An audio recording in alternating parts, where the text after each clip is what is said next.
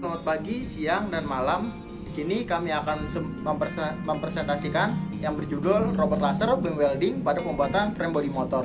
Sebelum itu kami akan memperkenalkan diri dulu anggota-anggota kami. Yang pertama Aji Cesar Prakoso dengan NIM 515190020. Yang kedua ada Geran Aurelian Suandar dengan NIM 515190011. Dan yang terakhir ada Jonathan Matius Nduru dengan NIM 515190050. Sebelum itu izin kami untuk mengucapkan terima kasih banyak kepada Bapak Agus Salim, ST, MT selaku dosen kami pengajar otomasi dan robotika yang telah mengajar kami.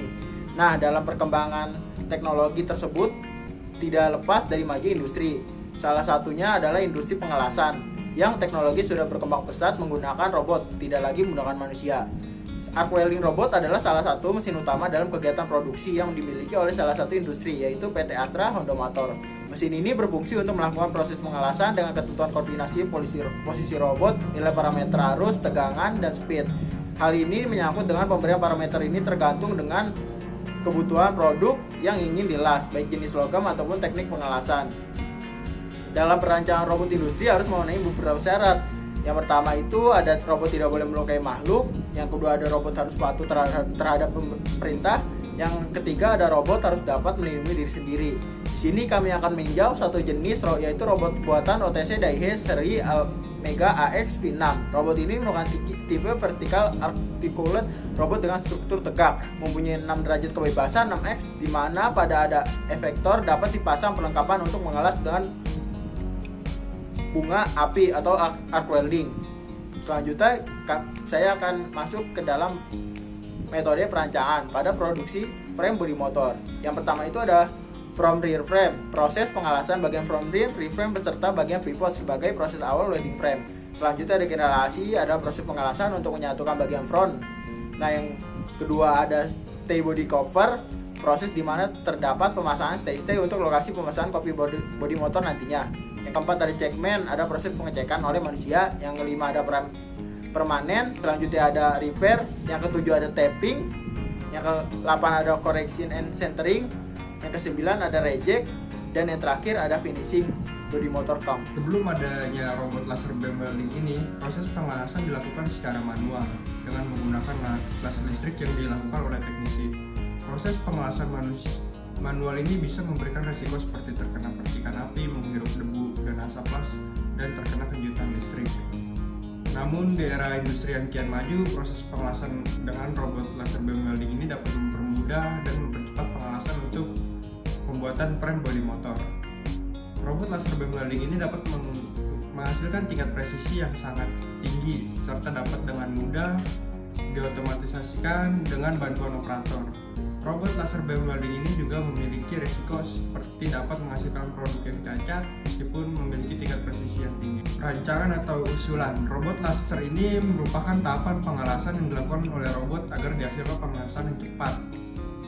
Dengan permasalahan yang terjadi ialah pada saat pengelasan selesai, para operator kembali mengecek hasil dari pengelasan yang dilakukan oleh robot laser beam welding ini. Proses ini dapat menimbulkan kendala, yakni tidak adanya frame hasil pengelasan pada stasiun untuk masuk ke tahap berikutnya.